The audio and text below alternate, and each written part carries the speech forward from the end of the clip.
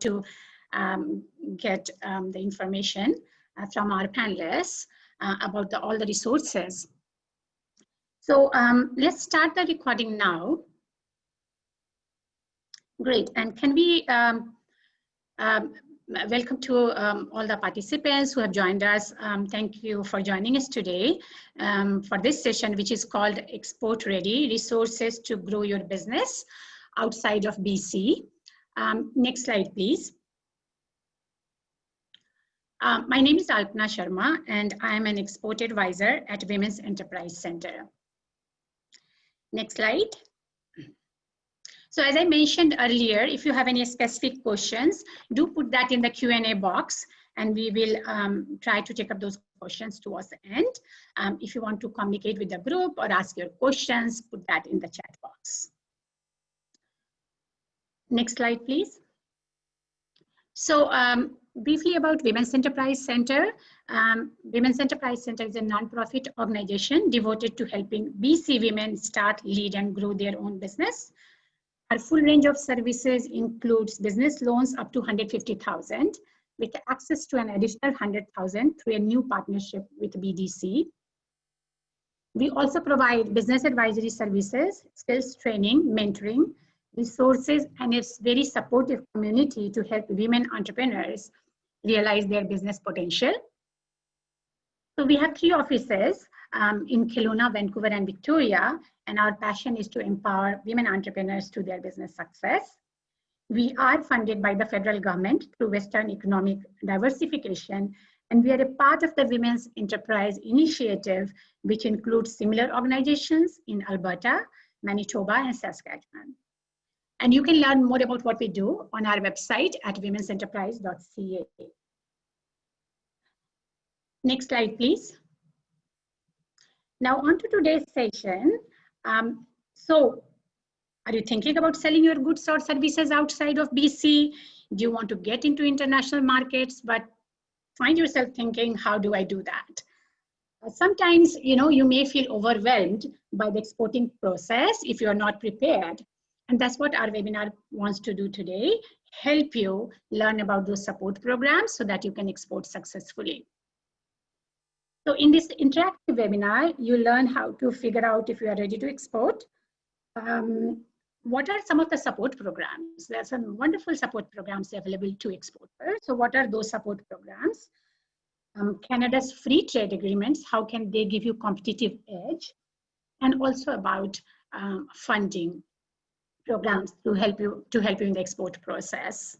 So there's tons of useful information, and we have this wonderful panel today to help us with that. So I'm just going to introduce them before I hand it over to our panelists.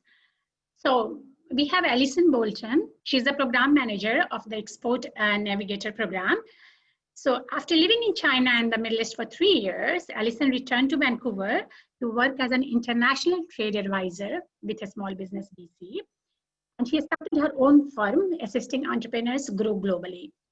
While abroad, she completed her MBA and worked as the China Director of Marketing and Trade Sales with an importer and distributor of North American beverages. Prior to moving overseas, Alison was the Director of Operations for a boutique Canadian winery with exports to over 20 countries. Her enthusiasm for travel and for understanding how people live around the world has led her to explore over 30 countries. That's a great number, Alison, 30 countries. She uses this experience to help clients understand not only the regulations of international trade, but also the country's cultural differences that are so important for businesses looking to succeed in the global marketplace. So welcome to the session, Alison. And we have Chelsea Luciani. Chelsea is a senior manager in the Trade Policy and Negotiations branch in the BC Ministry of Jobs, Economic Development and Competitiveness, JEDC. During 4 years in JEDC, she has covered several international free trade agreements and negotiations, such as the Canada-United States-Mexico Agreement, also known as CUSMA, the Comprehensive and Progressive Agreement of Trans-Pacific Partnership, CPTPP, the Canada-EU Comprehensive Economic and Trade Agreement, CETA, just to name a few. Prior to working in JEDC, she worked in the Intergovernmental Relations Secretariat in the Office of the Premier for 4 years. Chelsea holds a master's in public administration and a bachelor's of political science from the University of Victoria. Welcome to the session, Chelsea. And we have Serena Ko. Serena is a trade commissioner at Global Affairs Canada, based out of the Vancouver regional office. She mainly works with hydrogen fuel cell and smart grid companies from both BC and Yukon, and serves as the office's main point of contact for women-owned and led businesses. Prior to joining Global Affairs Canada, Serena held positions in law and public policy with a focus on Asia-Pacific region. She's keen on helping her clients better understand international markets and help them along the export journey.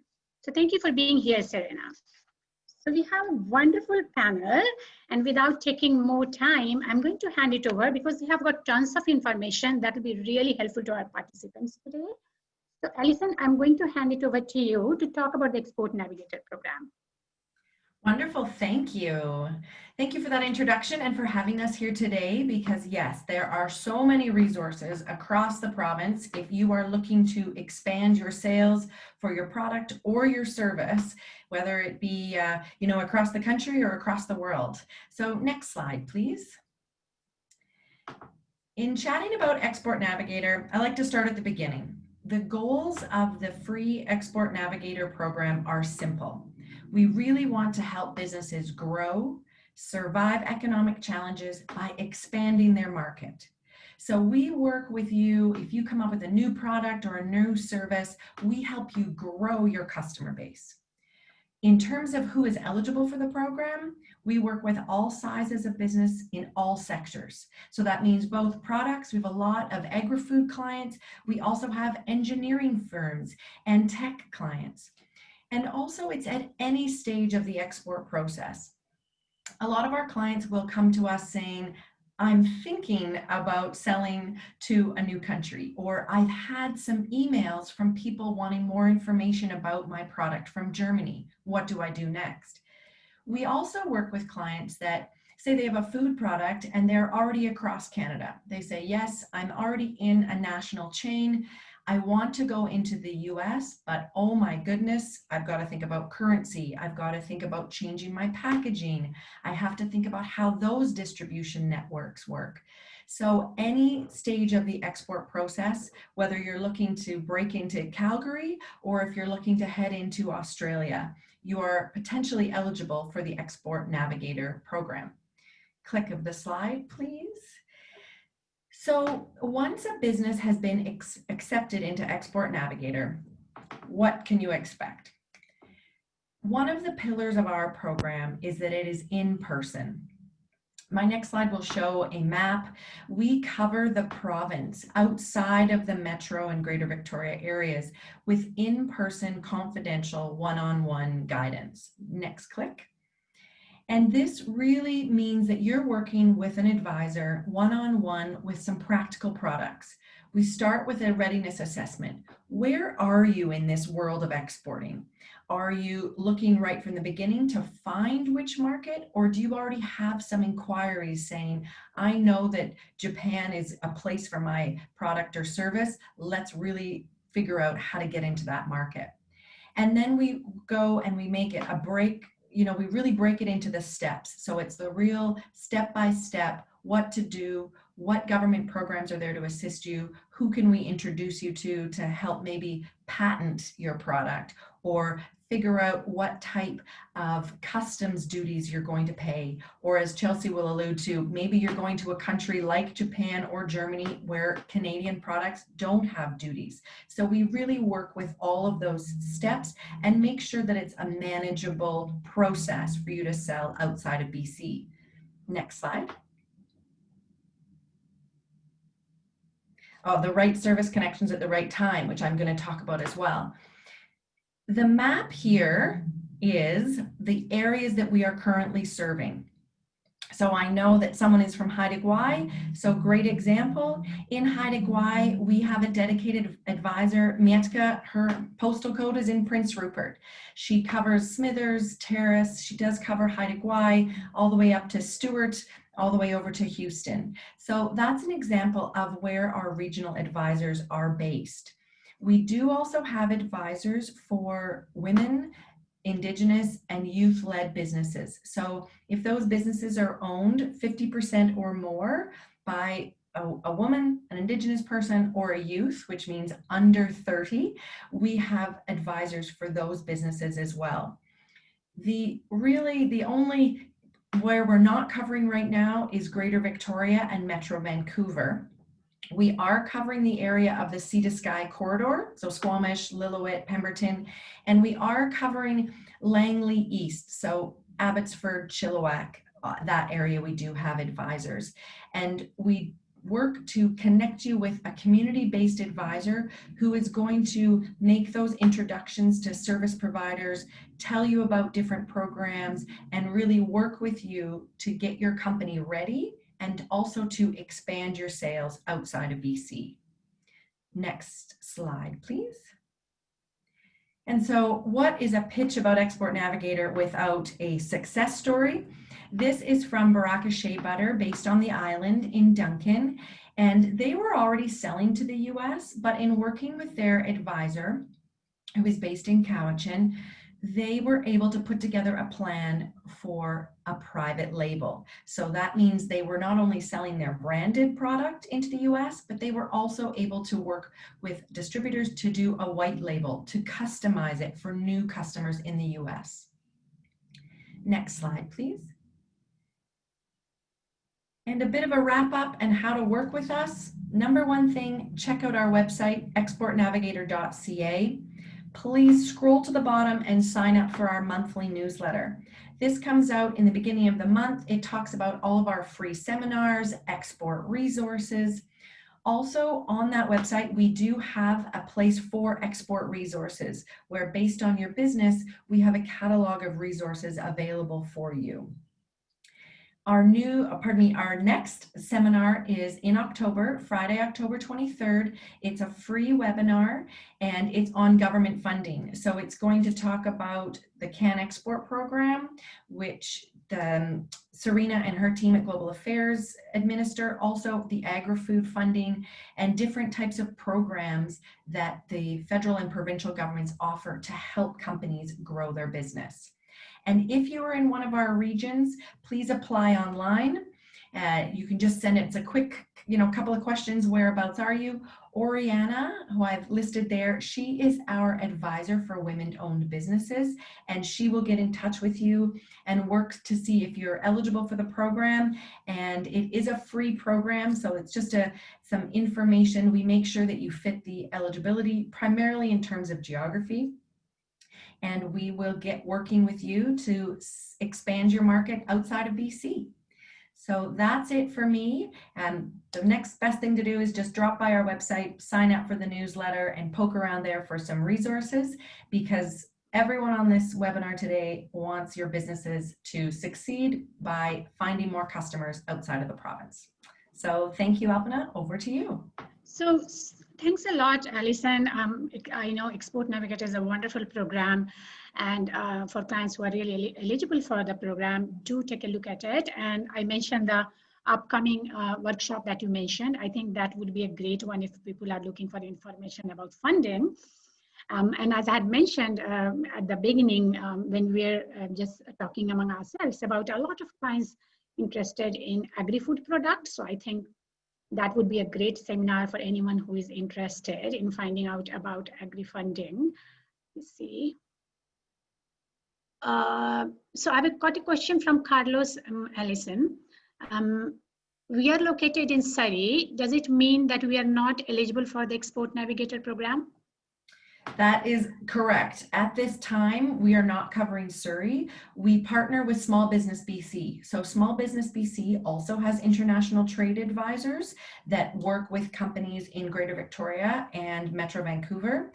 However, you are absolutely welcome to join all of our webinars because they've always been online. And so please do sign up for the newsletter and sign up for the free webinar because that is eligible to everyone across the province. Great. Alison, there was another question from a client earlier, was how much time does a participant need to spend with an export advisor every month once they're accepted in the program? It's a great question, and I have no answer for it because it is like so many things. What's going on in the rest of your world? If you are starting your export plan, some of our clients talk with their advisor once a month for a couple of hours just to brainstorm and to work on the market research.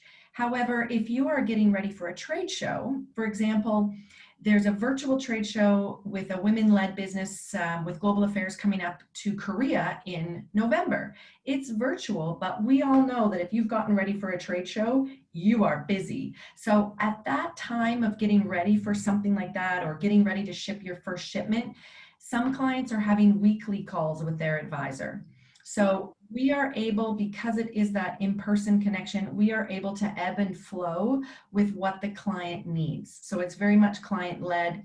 So it can be an hour a week, or it can be a few hours a quarter based on where you're at and the seasonality of your business. Also, we really respect with, if you're having a super busy time in e-commerce before Christmas, let's get you ready in September and October, and then we'll talk to you again in February. That's great. Thank you, Alison. So can we go to the next slide, please?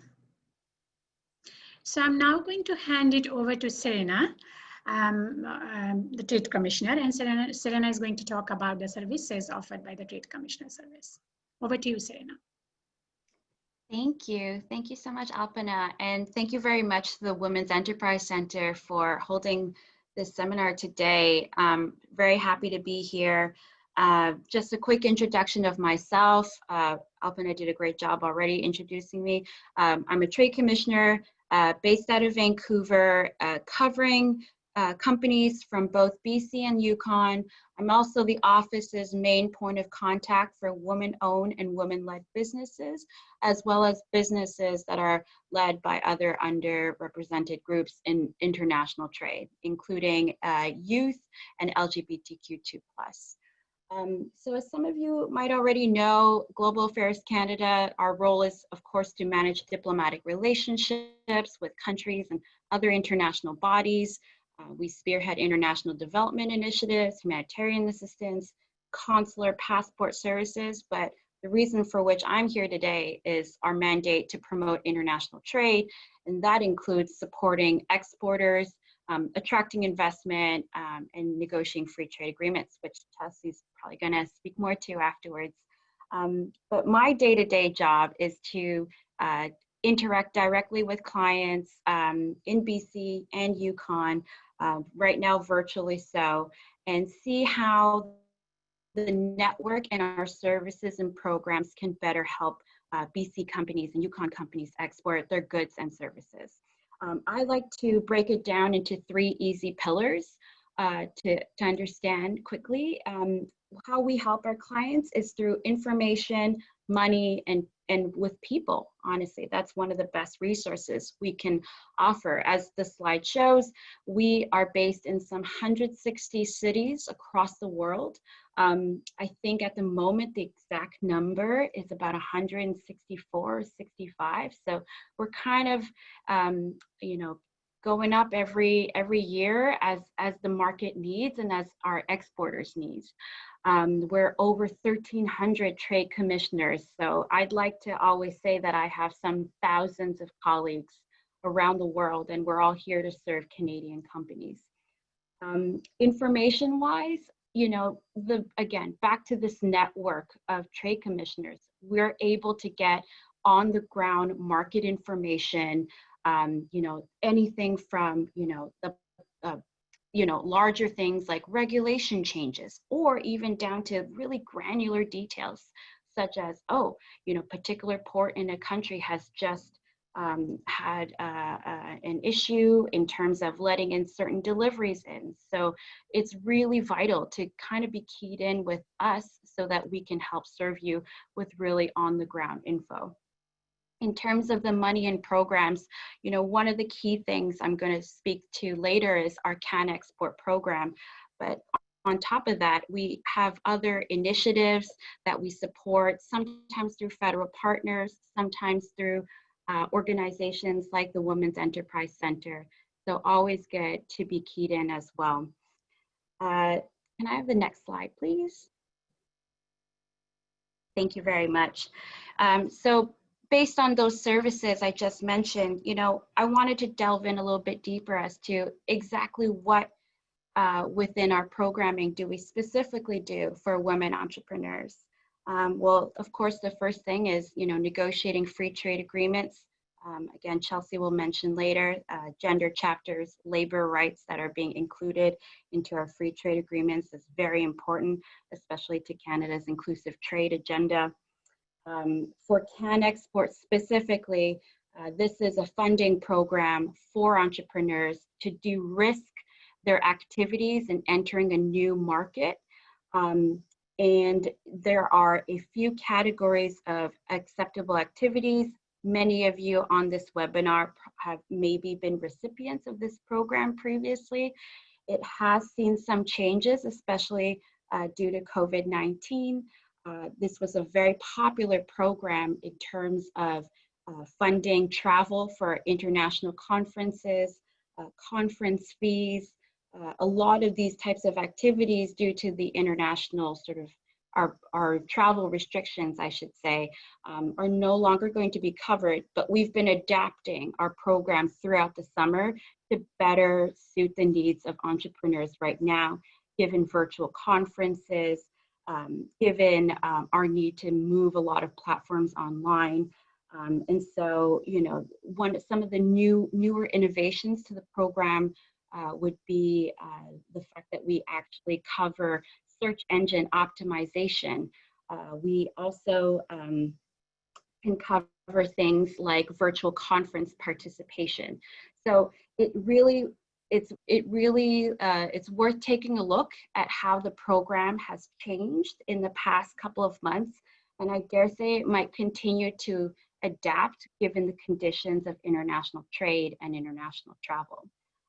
One specific portion of the program, which is interesting for women entrepreneurs, is that your Can Export project does not need to have a base minimum value.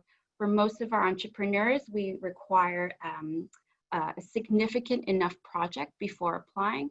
For women entrepreneurs, this restriction, no, it doesn't hold. So it's really worth sitting down with the Trade Commissioner, either connecting with myself, connecting with one of my colleagues in order to see how this program can benefit you and help you still expand internationally, all from hopefully the comfort of your living room.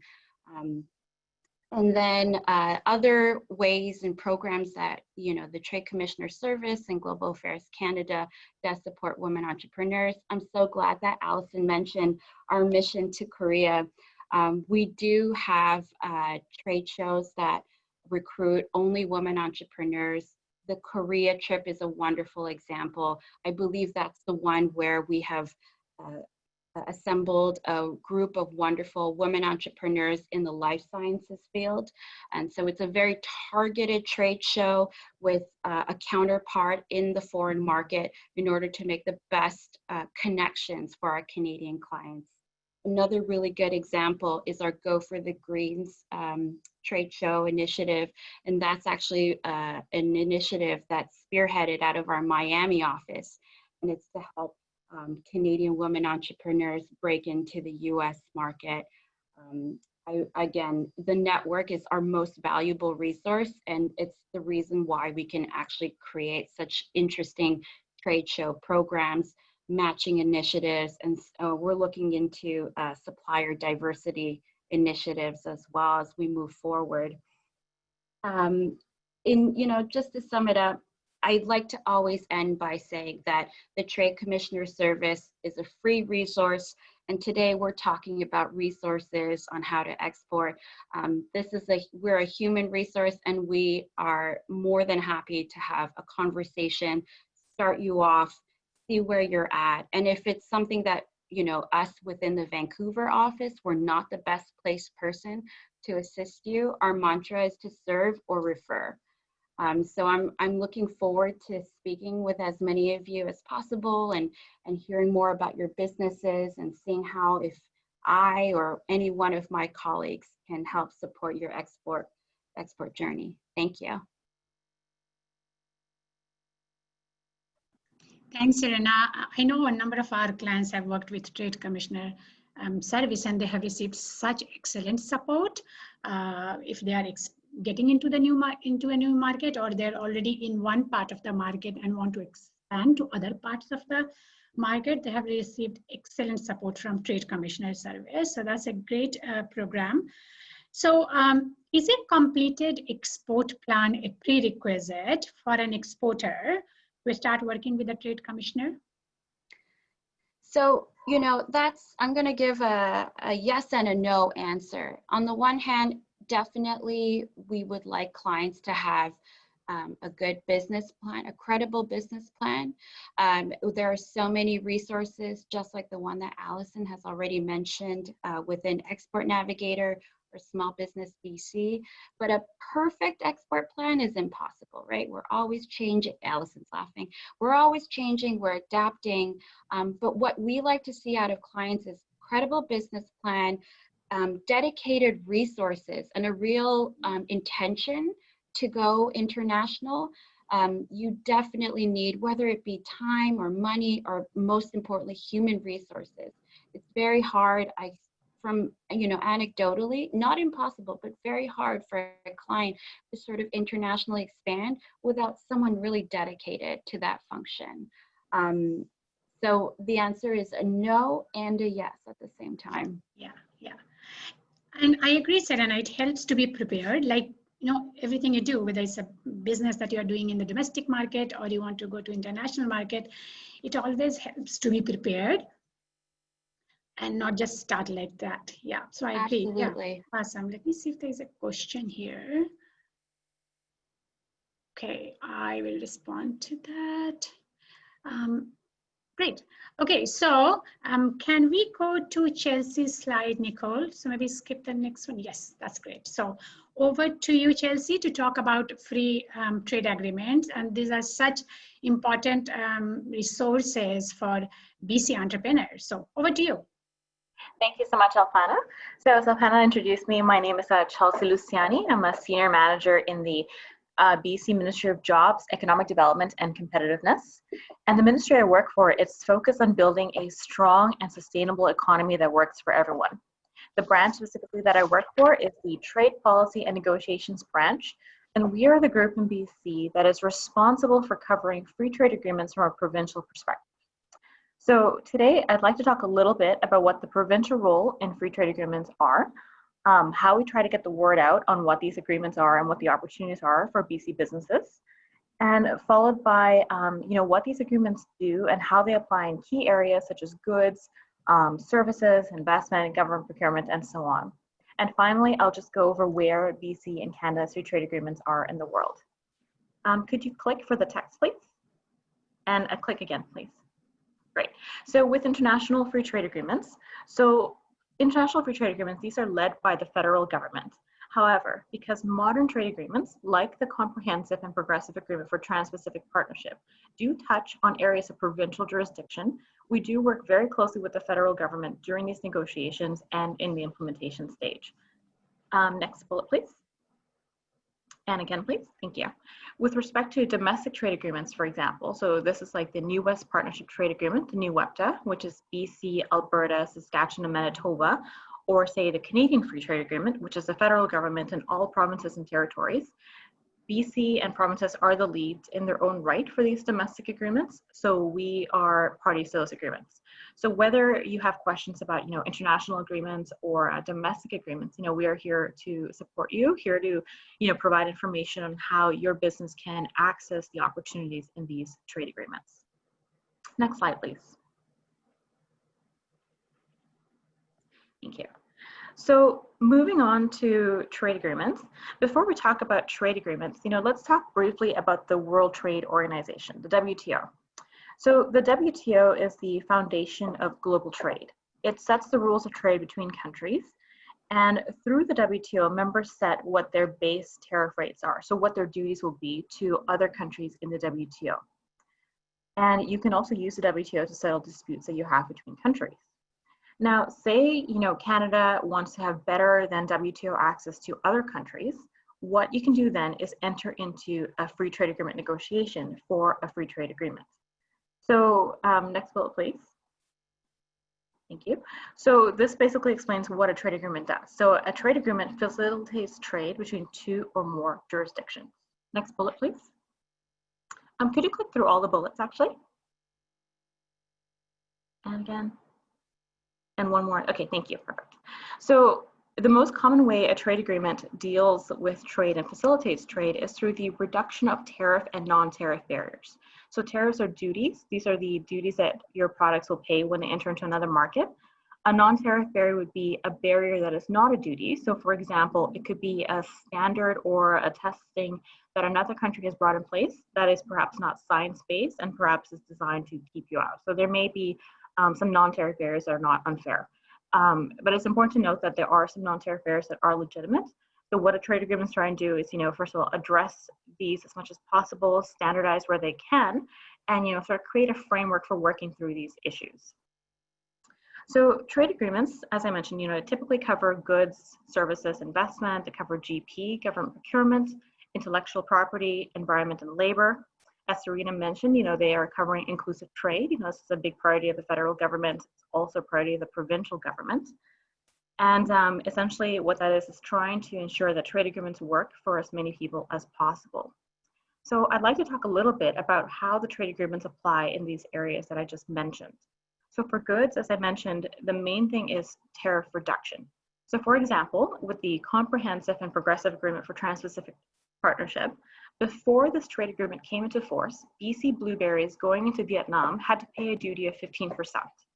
Once the agreement came into effect for Canada and Vietnam, that duty fell to 0%. So you can see this is quite a significant advantage for BC companies now exporting into Vietnam.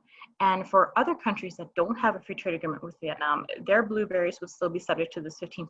So this is quite a significant competitive advantage. And tariffs, as I mentioned, is probably one of the more tangible things that a trade agreement does. With respect to services, trade agreements also try to facilitate this trade by providing enhanced transparency, enhanced predictability, and by leveling the playing field for service providers in the other markets. So an example of this is that the countries will agree that they will treat the service suppliers of each other no worse than they treat their own. So what this means is, if you're a BC service supplier and you're going to the EU market, the EU has agreed to treat you no worse than they will treat their own service providers. So this is a really important thing in leveling the playing field.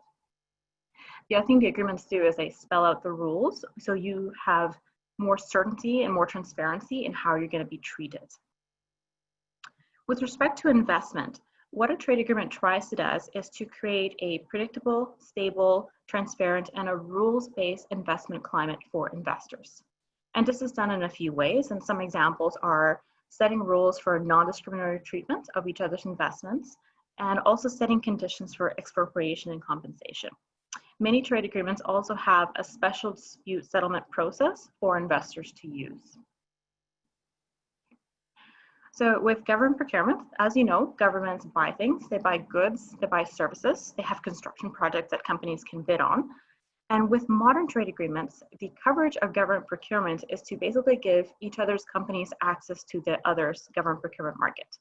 So with the Canada-EU Free Trade Agreement, BC companies can bid on contracts in the EU, and they can bid at the national level, at the state level, and so on.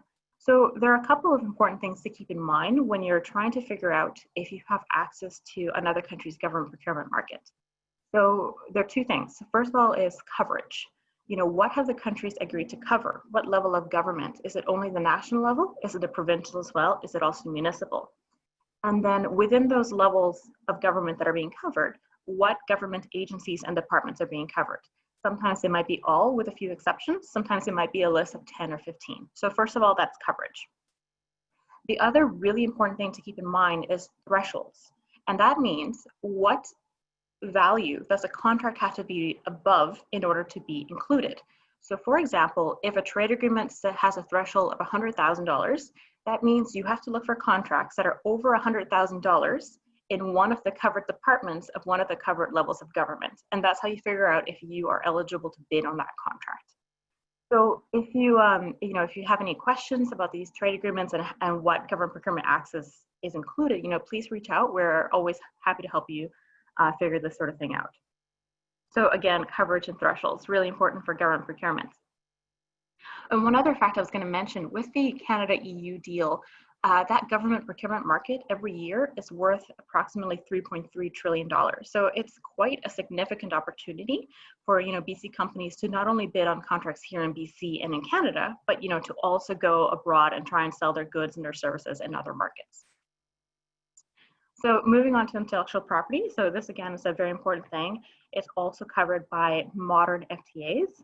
And essentially what the intellectual property chapters are trying to do is to establish minimum standards for protection and the enforcement of IP rights. So with environment and labor, Serena alluded to these as well. Modern FTAs are increasingly recognizing that trade liberalization, the protection of the environment and protection of labor rights, these are mutually supportive. They're not mutually exclusive things. So it's not only the right thing to do to cover these, and ensure we have high standards, but there is actually a very strong economic reason for doing so. We don't want other jurisdictions in other countries to gain an unfair trading advantage if they don't enforce their environment or labor laws. So the commitment that I'm referring to is the non-derogation commitment. So in modern FTAs and Canada's FTAs, the commitment says that the countries agree they will not weaken or not enforce their environment and labor laws in order to attract trade. So you can imagine that if they didn't follow this commitment, they would have an unfair competitive advantage compared to us. So the next bullet on inclusive trade, as I mentioned, this is a very important priority of both the Canadian and the Canadian government and the provincial government, and essentially seeking to ensure that trade agreements are more inclusive, that the opportunities are felt as widely as possible. As Sarita mentioned, this can take the form of, gender chapters, Indigenous chapters, and trade agreements. In some agreements, you will see the commitments sprinkled throughout the agreements in various chapters. Sometimes there will be a dedicated chapter. So this is an important focus going forward, and I think you'll start seeing it more and more, and start seeing it develop further. And finally, of course, trade agreements, they provide recourse for disputes. If another jurisdiction or country is not living up to their commitments, the trade agreement provides a mechanism for going after them and ensuring that they are living up to what they're supposed to. Now, all of this may seem like a lot for us to take on, but it's really important to remember that this is a two-way street. We take on these commitments so that the other country will take on the commitments as well, and so that our companies here in BC, our service suppliers, our goods, our exports, so that they are treated fairly, so that they have access, and so that we have a way of fixing problems when they come up. So it is a lot, but we are doing this to get as much access as possible for companies here in Canada. Next slide, please. So this map shows you where Canada's FTAs, where the negotiations are, and where the exploratory talks are.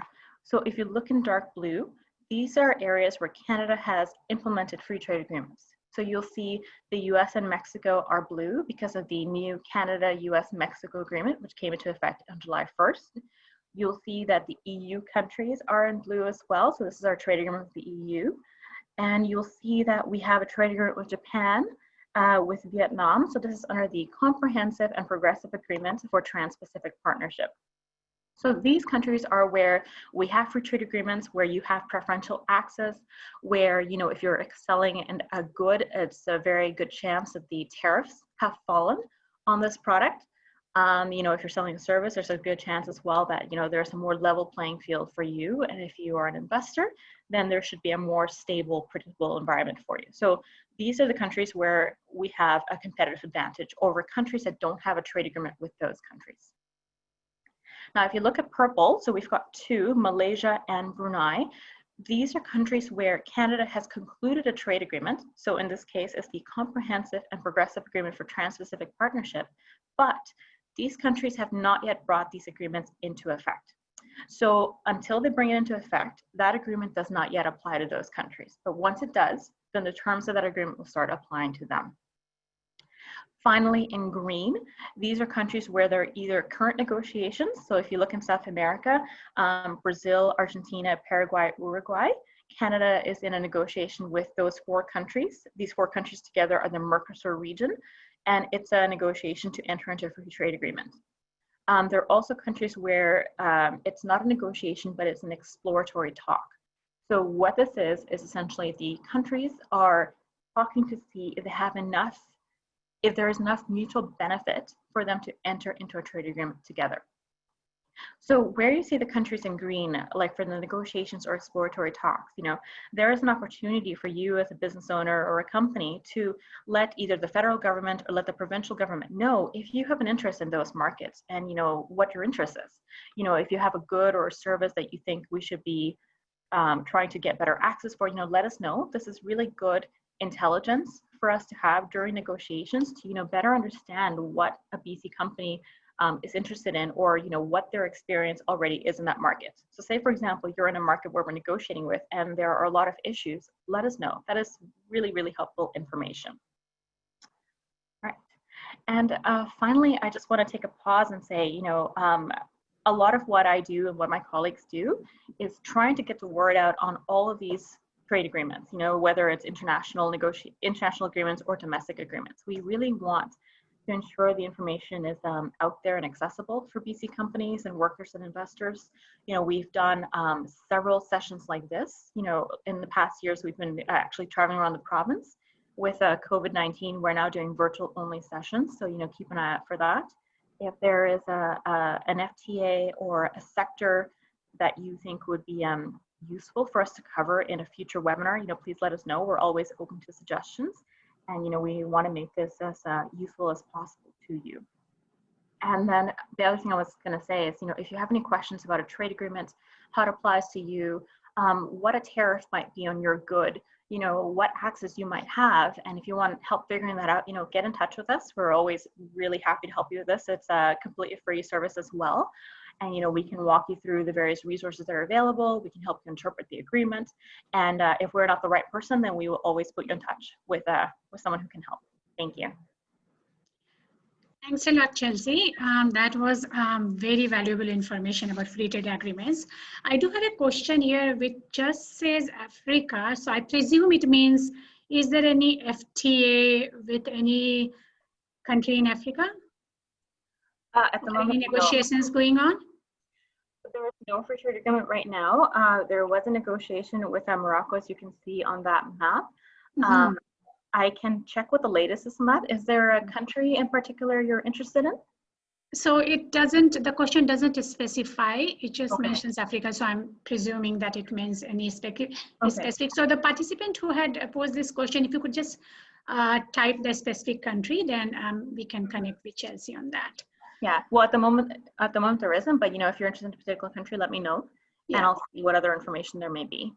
Yeah, so that's a lot of good information, Chelsea. So one question, how much does CUSMA, the new NAFTA 2.0, how much does it impact software exports? Because there are quite a few companies exporting software to USA. And has anything changed related to this business in the new agreement? Really great question. So the CUSMA, so the new NAFTA, it contains a digital trade chapter. And this is one of the modernizations of the CUSMA compared to the original NAFTA. As you know, the original NAFTA came into effect in 1994. So, the world has changed significantly since then. So that is why there's now a digital trade chapter. And it's, I guess, in recognition of, the importance of e-commerce, the importance of technology, and just how doing business has changed. And the intent of this chapter is to facilitate the use of digital trade as a means of trade. So for software exports, some relevant commitments in this chapter include the fact that all 3 countries, so the US, Canada, and Mexico, they have agreed that they will not discriminate against or impose customs duties on digital products that are transmitted electronically. So if you're sending this software export electronically, there will be no tariffs on this product. Now, if you're not sending it electronically, there's a really good website called the Canada Tariff Finder, which can help you figure out if there are tariffs on your product. Now, because the NAFTA eliminated almost all tariffs on almost all goods in 1984, and the CUSMA maintained this, there's a really good chance that even if you're not sending it electronically, there's a really good chance that there are no tariffs on your product. But this website is the way to find out for sure. So what you will need to know is your harmonized system code, your HS code for your product. If you don't have that, the website does accept keyword searches and it will help you narrow it down. And if you're having any issues at all, please get in touch. So this is one of the most relevant commitments in this chapter. Other commitments relevant to software is that the parties also committed to protect the free flow of information across borders and to minimize data localization requirements as much as possible. So the intent here is to ensure that Canadian companies can capitalize on the data and digital opportunities here and also globally. And another really important commitment, very relevant to software, is that the parties have agreed they will not demand access to a company's proprietary software code. So another very important commitment.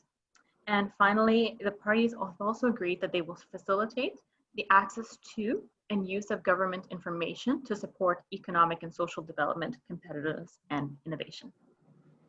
Wonderful. Thank you, Chelsea. So going back to the earlier question about FTA with a country in Africa, the participant has mentioned Senegal. Yeah, there is no trade agreement, unfortunately. If it is of interest to you, if you believe that the government should be looking at, always send us that information. It's always really helpful information to know what companies in Canada and BC are interested in, what sectors, what countries, what issues they're facing, or where they see opportunities. Like, this is all just really useful information, so please don't hesitate to send it in. Unfortunately, there aren't any trade agreements there right now. Okay, thanks, Chelsea. So there are a few questions, and I'm hoping to take a few before we wrap up the session. So Alison, this question is for you. Is there a timeline for program participants when they are accepted in the Export Navigator program? Is there a timeline for the participants to start exporting? And how long can a client participate in the program? So there's two questions there in that question. The timeline is based on the company. So it really is an issue of how pressing, do they have an order they need to fill within this quarter? So we've got to get moving on it. So it's really what is going on. We know that a lot of our tourism clients, we work with them a lot from, say, November to March, getting things ready, getting their marketing to target certain tourists coming in. And then we don't really talk to them too much over the summer months. And so the timeline is very client-centric. And that leads well into the second part of the question, because no, there is no set amount of time. Some of our clients, have just joined and they've only been with us a couple of months, and some of them have been with us for a few years, because as you continue to grow your business through exporting, you're going to enter different markets with different regulations. And then something like Chelsea's team, there's a new free trade agreement. So all of a sudden, perhaps in the next few years, we do have one with Senegal. So that's going to change how you're doing business with them, or maybe it makes a new market attractive. So exporting is never a linear process, and it never really ends, because it's always a way of growing your business. So we work with clients ongoing and based on their needs for how urgent the request is or how fast they need to move to meet a certain deadline. Awesome, that's great. Thanks, Alison. Serena, as a question for you, I know you talked about the Can Export program and the changes that have happened recently in the program. So to confirm, as most of the international trade events right now are happening online, will Can Export cover event admission fees? Yes, indeed. So we can cover, registration and participation at international trade fairs, seminars, only if they are completely held virtually. At the moment, we still don't cover travel and in-person participation. So there are certain trade shows that are happening around the world, but they seem to be drawing a more domestic audience, you know, because it's safer. So at the moment, only virtual trade shows and virtual seminars and the like. Okay. You can also put a deposit for future registration as well.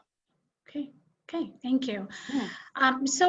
There's another question about market intelligence. So a couple of clients have done some market research on their own who want to expand to US. And so they are looking for some local market intelligence from people, from boots on the ground. So if a client is researching her market, can the Trade Commissioner Service help in getting local market intelligence? Absolutely. You know, that's one of the top things that we're here for, is to, as you said, have that boots on the ground perspective. You know, as we often know, trading virtually and getting your information online is very different than, you know, the information that you can get from a personal connection that some of our trade officers have on the ground. We also have online resources on the Trade Commissioner website that often can be pretty handy. And another thing, I just double checked to make sure, but to our friend who has questions about Senegal, we do have an embassy based in Dakar. I'm not necessarily certain if we have a trade officer there, but we definitely can link and help troubleshoot trade issues, as well as consular issues for Canadian companies in around the world. If not, I mean, luckily we do have an office in Senegal, but if we don't have an office or an embassy or even a consulate in a particular country, it'll usually be a neighboring country or state that will also have it under their mandate. Oh, we have it covered. Yeah, that's great. Because the participant did mention that there are many Canadians who are doing business with Senegal already. So that's good to know that this support is available there. Absolutely. Yeah, okay. Thank you so much, Serena, for that. So Chelsea, question for you. Where can one find out if Canada has an FTA with a client's target international market? Is there a specific website that they can go to? There's a really good website maintained by the federal government. So if you go into Google and you search Canada's trade agreements, and we can send out the link after this as well, it will basically list all of Canada's trade agreements. It will list all of the WTO agreements that Canada is part of. It'll list all the investment and protection agreements that Canada has as well. And on the left-hand side, there's a bit of a column with drop-down menus. So you can search by the type of agreement that you want. So if you want free trade agreements only, you can search that. And you can also search by the status. So if you want only in effect, so not a negotiation, just an agreement that is already in effect, you can search by that as well. And then it'll spit out, you know, all of Canada's trade agreements that meet that requirement that you're looking for. So it's a really helpful site. And when it shows you that information, you can also click on each of the trade agreements, and it'll give you more information on these trade agreements. A lot of the pages related to these trade agreements have sector information, so they really distill it down to, you know, what the opportunities are for, say, the agri-food sector, or for technology, or for services, or and so on. So there's a lot of really helpful information out there. You know, if you're having trouble finding any of it, if you're having trouble navigating it, you know, please get in touch, and I will be very happy to help. That's great. Thanks, Chelsea. So there's one question that I want to ask all three panelists today. Is it better, what would you advise? Is it better to start with just in one export market or more than one? Sometimes what happens is that you get queries from two different markets. Let's say maybe from South Korea and then maybe from a place in Europe. Or you feel as an exporter that these are two good markets for me. So how should they start? Focus on one market or focus on more than one? So I'm going to start with Alison, Serena, and then Chelsea. If you could respond to this question, what do you think? What do you advise? I think the first question you have to ask, as Serena mentioned, are how are your resources? If you are a one-woman business, do not spread yourself too thin, because you have to maintain your domestic market. You can't ignore that, because you need that cash flow to expand. If you have a larger team and someone can take on the EU, someone can take on the South Korea, and they can have a weekly check-in, because they're both going to be learning some general basics about exporting before they get into the nitty-gritty. So I think, you know, 1 or 2 is manageable by a company with more resources. Anything past that, you're diversifying, you know, especially if you're starting right at the beginning, you can get stretched too thin.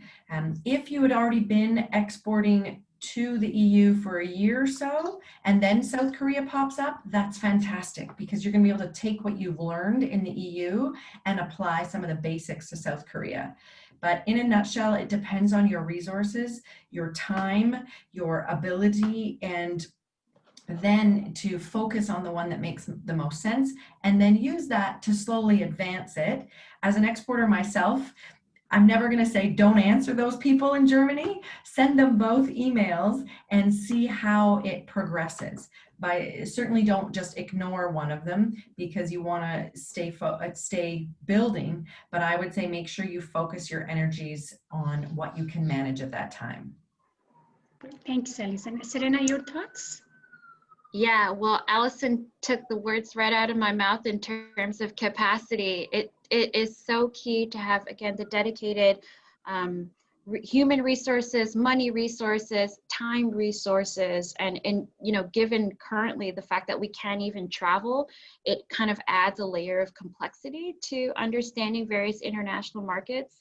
I will say, you know, just anecdotally working with certain clients, it does help to start off with markets that are a little bit more socially and culturally similar to Canada, if that is your first step into exporting. So of course I'm thinking US market, but I'm also thinking UK, Australia, New Zealand. You know, these are places that have good rule of law, established trade rules with us. Even our customs brokers and all of our systems are better linked and are better functioning between our countries. Not that being said, of course, if there are other countries that do present a bigger challenge, not to discount them, but to definitely see where's your capacity at. You know, I had, you know, you have clients who really are eager to enter the Chinese market, for instance, if they have a particular product, and they just, I totally understand, you know, large consumer base, or even Indonesia, one of the Asian countries with the largest, youngest population. So really interesting opportunities, but at the same time, you have to think about language, cultural translation, customs issues. There's so many things from your warehouse to like the hands of a consumer that you have to think about. So explore it. Start maybe with a lower barrier of entry for certain markets, but by all means, as Allison says, do have an eye out on the future and on other potential markets, because that could be the long game that really just galvanizes your business and brings you into on an international level. Thanks, Serena. Chelsea, did you want to add anything to it? I'm looking at the time. We just got a couple of minutes left. Something really quickly. So I won't answer, you know, I won't repeat what Allison and Serena have said, but I'll just say that, you know, one factor to keep in mind is, like, does Canada have a trade agreement with both of those markets? Yeah. And, you know, if we don't have a trade agreement with both, then you may have a competitive advantage in one over the other. Now, if it turns out that Canada has a trade agreement with both of these markets, then another thing you could do is you could look at these trade agreements and see which one gives you better access. So for example, you know, with one trade agreement, you might already have 0% duties this year on your product. With the other one, it might be not 0 yet, but it might be 0 in a few years. So there's a couple of, you know, a couple things you could look at to see where you might have a competitive advantage, and, you know, add this to your consideration and your decision making. Perfect. Thanks so much, Chelsea.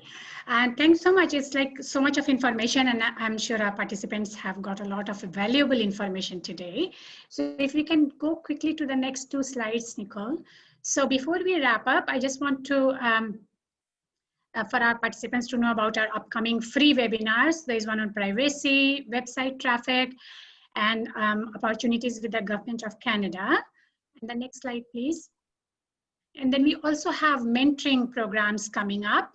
And then there are 2 webinar series that we are rolling out in the fall. One is on financial fitness, and another one is on building your business webinars series. And these are, both of them are free. So do take a look at that, and detailed information is available on our website.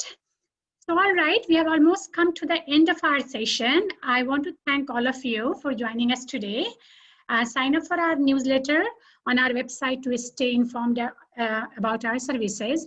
You will receive, I had a few questions from participants about access to these resources. So definitely you will be receiving a follow-up email with a link to provide feedback on this session. And this session has been recorded, so we'll post it on our website also. And I want to give a special shout out to our panelists, our wonderful panelists, Alison, Chelsea, and Serena. Thank you. You have provided excellent information and answers to our participant questions. Thank you so much. And thank you, everyone. Goodbye. And I hope you have a great day. Thanks. Thank you. Bye. Thank you. Thanks, Alpana. Good job. Good one. Yeah.